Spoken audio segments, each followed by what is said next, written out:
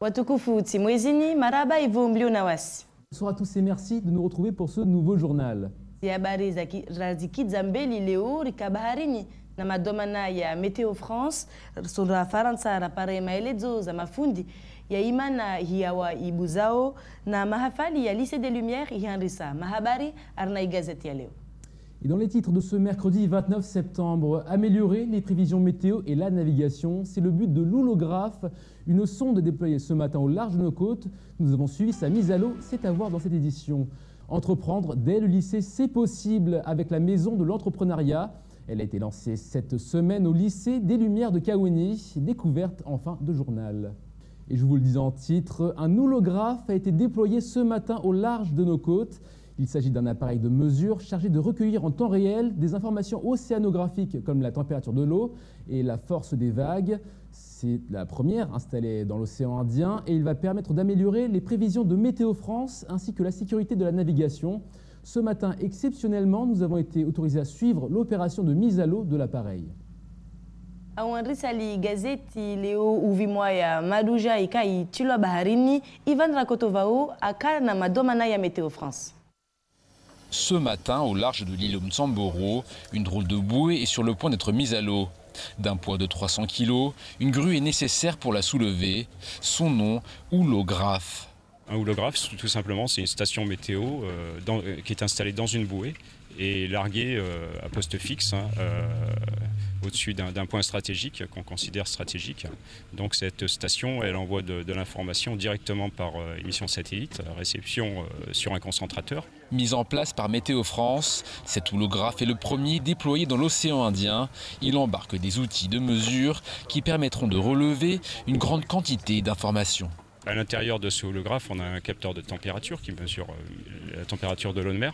Et surtout, on dispose d'accéléromètres à l'intérieur qui mesurent la hauteur de houle et l'orientation de la houle. D'un côté, les données relevées permettront d'affiner les prévisions météo et de l'autre, elles contribueront à la sécurité de la navigation en apportant des informations océanographiques précises aux marins et plaisanciers. En fait, les gens maintenant auront une vraie expertise de ce qui se passe sur la mer, sur l'océan, en termes de hauteur de houle et de qualité de houle, sachant que c'est un phénomène dangereux. À la fois, on l'observe in situ, on peut immédiatement informer de ce qui se passe en mer. Déployée à la sortie du lagon, à environ 8 km des côtes, la sonde météo a été fixée à un corps mort immergé à près de 40 mètres de profondeur. L'appareil est autonome, mais il devra quand même faire l'objet d'une maintenance régulière. On revient dans 6 mois pour refaire un check. Et dans un an pour ressoulever la bouée. Alors on ne l'enlève pas du fond bien évidemment, mais on va checker en fait la ligne de mouillage et la nettoyer. D'une valeur de 60 000 €, Météo France craint toutefois de voir son houlographe dégradé par des plaisanciers imprudents, chose déjà arrivée sur un appareil du même type en Guadeloupe. Uvimwahini ina muhimu na Meteo France atsopara atoe jawabu za kweli maana i aparei iroao shifaransa houlographe itsoenda kila siku vavo Meteo France atsopara angalie uzuri namna ibahari ihao na isi jotilo ya sécurité ya watu walio baharini. On continue de parler de cet outil, Ivan, qui a avec son importance face aux risques naturels. Et oui, cet houlographe est d'une utilité précieuse face au changement climatique, mais aussi aux conséquences du volcan. Le phénomène qui touche l'île depuis l'apparition du cratère sous-marin a un impact sur la houle. Grâce à ce nouvel outil, les experts vont être en mesure de mesurer les variations liées notamment au séisme, mais aussi de mieux appréhender les risques naturels à Mayotte. Écoutons à ce propos Laurent Floch, le directeur de Météo France Mayotte.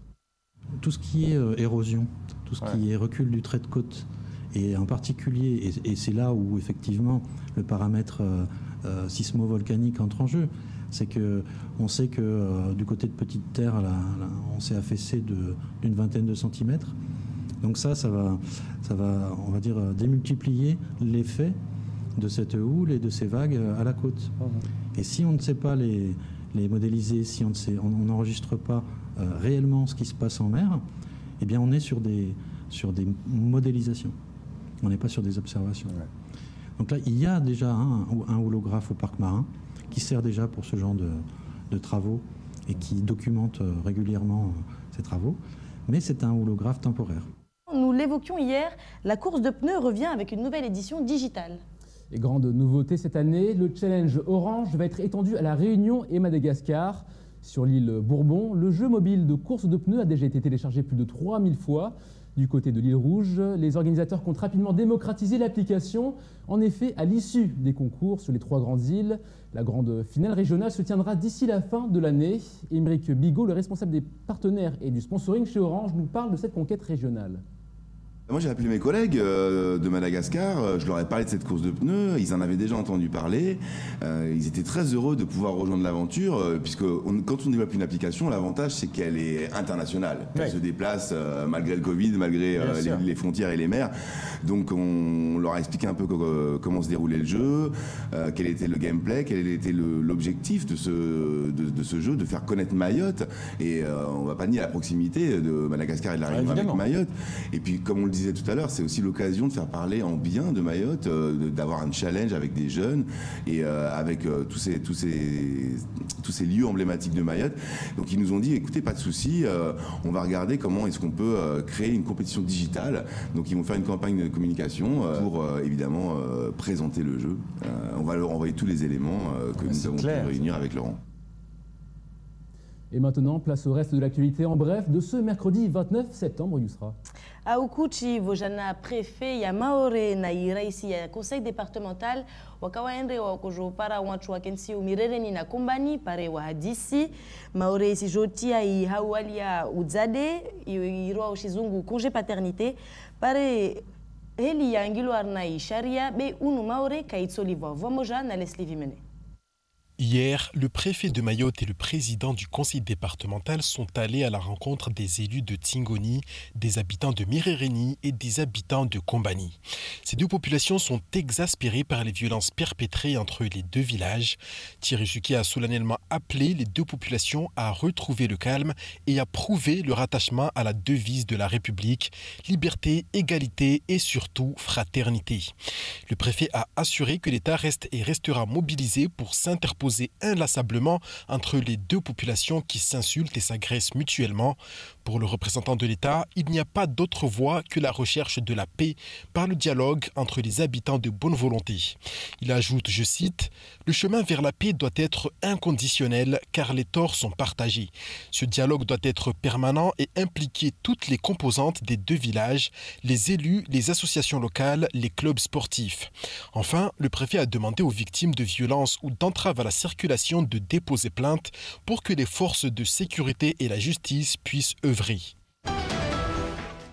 Des dispositifs de concentration de poissons, aussi appelés DCP, vont être installés à l'extérieur du lagon avant la fin de l'année. Ces DCP doivent permettre aux pêcheurs professionnels de trouver des bancs de poissons pélagiques tout en restant dans les limites de la distance autorisée à leur type d'embarcation. En effet, un DCP est une longue ligne de mouillage équipée de bouées et d'un agrégateur, ensemble de filins disposés sur les premières dizaines de mètres sous la surface. Après son installation à mer, cet agrégateur est rapidement colonisé par des algues, des micro-organismes et du plancton. Un mini-écosystème se crée, attirant les plus gros poissons qui viennent s'y nourrir. Ces dispositifs rassemblent donc les poissons pélagiques sur une zone, permettant aux pêcheurs de les trouver plus facilement. La pêche sur DCP ancrée est une pêche artisanale et ciblée qui ne génère pas particulièrement de captures accidentelles. À noter qu'il faut environ 6 mois entre la pose des DCP et la colonisation des filins qui permet la capture des poissons. À Mayotte, le congé de paternité et d'accueil de l'enfant dans le cadre d'une adoption est prévu par le Code du travail. En revanche, selon les textes applicables, il n'est pas indemnisé par l'assurance maladie. Dans le cadre de la réforme du congé de paternité entrée en application le 1er juillet 2021 et qui allonge le congé de paternité à 28 jours, la Caisse de sécurité sociale de Mayotte informe les assurés sociaux et les employeurs de Mayotte que ces dispositions ne sont pas applicables sur notre territoire. En effet, si depuis le 1er janvier 2018, les dispositions du Code du travail de droit commun sont applicables localement, cela n'induit pas automatiquement leur application en matière de sécurité sociale. Le Code de la sécurité sociale n'est pas d'application immédiate sur le département. Tout texte doit donc expressément mentionner son applicabilité à Mayotte. Cette divergence s'explique par une convergence progressive jusqu'en 2032 vers le système de protection sociale du régime général prévu. Si le congé de paternité est bien prévu par le Code du travail à Mayotte, il n'est pas indemnisé par l'assurance maladie. Et on termine ce journal en partant au lycée des Lumières de Kaweni, où les jeunes sont encouragés à entreprendre. C'est pourquoi une maison de l'entrepreneuriat a été lancée dans l'établissement cette semaine. Et aujourd'hui, le lycée en faisait la présentation devant les nombreux partenaires de ce projet ambitieux. Mfumo ini maafali ya watu wa bue mihono ya hazi ihandisa lycée des Lumières ya Kaweni madawana wengi dewaka Jaidi Maulida akana wao asubivana.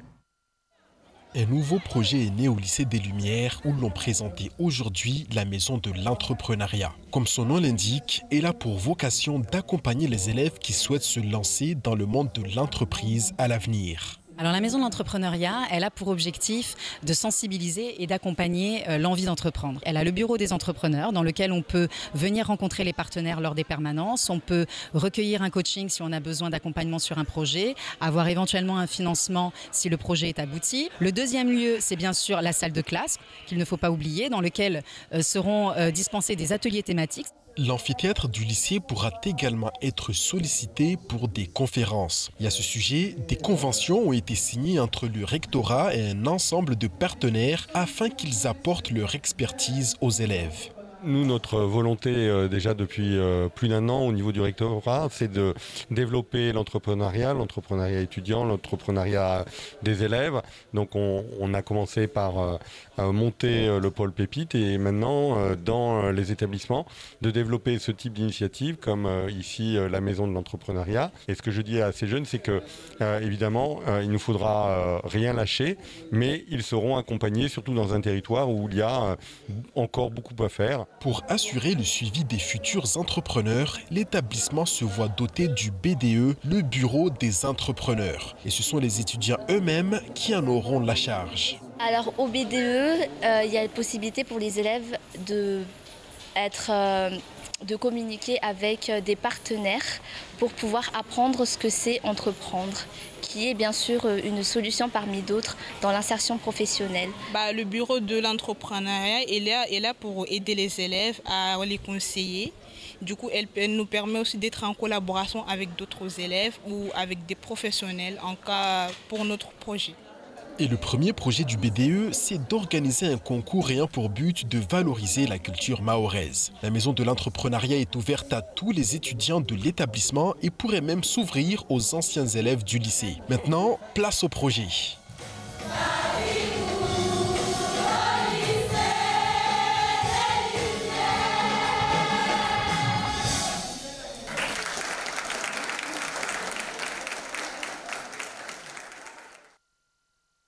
Mahafali ya leo ya kukaribisha madomana morde adi au ujerebu pare waeleze hauzuri eli lazimu ribue mihono ya hazi vutoka mahadisi nyengi tu pare wanata watoe mafikira yao ni waelewe eli lazimu wajipange ta neka watsa wabue mihono ya hazi. Merci Yousra pour toutes ces informations. Et c'est ainsi que s'achève cette édition. Merci de nous avoir suivis. Demain, vous retrouverez Yousra Ahmad Ali et Jaidi Maulida dès 19h. D'ici là, passez une excellente soirée sur Kwezi. Maraba vumulungao ukuwa hair.